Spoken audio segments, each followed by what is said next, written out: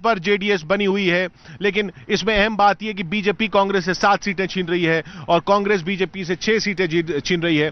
72 का रुझान में 33-29 बीजेपी आगे बनी हुई, लेकिन कांग्रेस बहुत ज्यादा पीछे नहीं है, 29 पे है। क्या कांग्रेस इस रेस में फिर आगे निकल सकती है? आगे पीछे का खेल चल रहा है, लेकिन इसमें इस चूहे बिल्ली के खेल में भी बीजेपी ने लगातार 2-3 सीटों की बढ़त बनाई हुई है कांग्रेस से। अगर जिलों को देखें तो 7 सीटों के रुझान आए हैं। बेंगलुरु से 4 बीजेपी 2 कांग्रेस। मध्य कर्नाटक में 1 सीट का रुझान आया है जो कांग्रेस के पक्ष में जारी है। दक्षिणी कर्नाटक से 16 सीटों का, जिसमें दक्षिणी कर्नाटक में 8 पर जेडीएस है और 6 पर कांग्रेस है। तो दक्षिणी कर्नाटक में कांग्रेस और जेडीएस की लड़ाई में जेडीएस अभी आगे चल रही है। 83 सीटों के कुल रुझान आ चुके हैं। 38 पर बीजेपी, 34 पर कांग्रेस, 10 पर जेडीएस। बीजेपी लगातार आगे बनी हुई। कोलार जिले की 6 सीटें हैं, रामनगर की 4 सीटें। चारों के रुझान जो है उनमें 2-2 कांग्रेस और जेडीएस में बट रही हैं। दक्षिण कर्नाटक में रामनगरम जिला।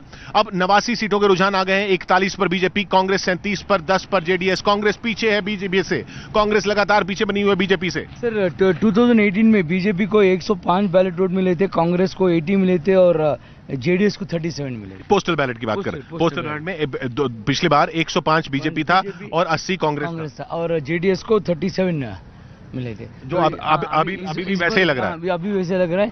तो अभी भी नेक टू नेक है। 37 कांग्रेस 38 हो गया सर। अभी कांग्रेस 38 कांग्रेस 89 कर्नाटक की 96 सीटें 43-41 हो गया। 96 के रुझान 43 बीजेपी 41 कांग्रेस, 43 बीजेपी 41 कांग्रेस। 96 के रुझान आ रहे हैं और विभा के पास चल रहे हैं लाइव रिजल्ट हब में। विभा, बहुत तेजी से आंकड़े बढ़ रहे हैं। और इस वक्त बड़ी जानकारी है कि जिसका बेंगलुरु का जिक्र हम बार बात कर रहे थे कि यहाँ पर रूरल और अर्बन दोनों ही क्षेत्रों में बीजेपी इस वक्त लीड कर रही है और जो हाई प्रोफाइल सीटें हैं कुमारस्वामी जो हैं वो इस वक्त लीड कर रहे हैं। और क्या जानकारी हाई प्रोफाइल चेहरों को लेकर इस वक्त?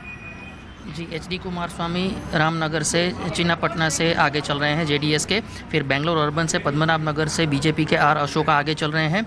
फिर करकला उडुपी से एल सुनील कुमार जो हैं वो आगे चल रहे हैं जेडीएस के। फिर करकला से वी सुनील कुमार बीजेपी के वो आगे चल रहे हैं। और रामनगरम से निखिल कुमार स्वामी जो है वो जेडीएस के वो आगे चल रहे हैं। कनकपुरा जो कॉन्स्टिट्यूंसी है वहाँ से कांग्रेस के उम्मीदवार आगे चल रहे हैं। और वरुणा मैसूर से वरुणा सिद्धरमैया जो है बड़ी खबर है वो कांग्रेस के आगे चल रहे हैं। बेल्लारी जो कॉन्स्टिट्यूंसी है जी विभा 111 सीटों के रुझान आ गए हैं। 111 53 बीजेपी, 45 कांग्रेस, 53 पर बीजेपी, 45 पर कांग्रेस, जेडीएस 12 पर आगे चल रही है। 111 सीटों के रुझान आए हैं। लगभग आधे सीटों के रुझान अगर आप कहें तो आ चुके हैं, लेकिन ये अब भी पोस्टल बैलेट है। अभी याद रखिए कि अभी धीरे धीरे ईवीएम खुल रही हैं। अभी पोस्टल बैलेट के रुझान है। पोस्टल बैलेट में बीजेपी ने बढ़त बनाई हुई है।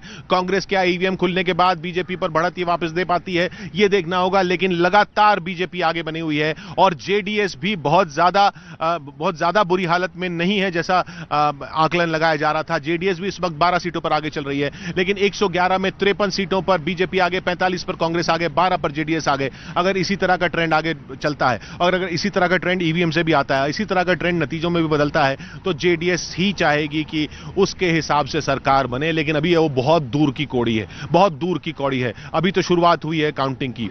इधर शिवराम हेब्बार बीजेपी के पीछे चल रहे हैं।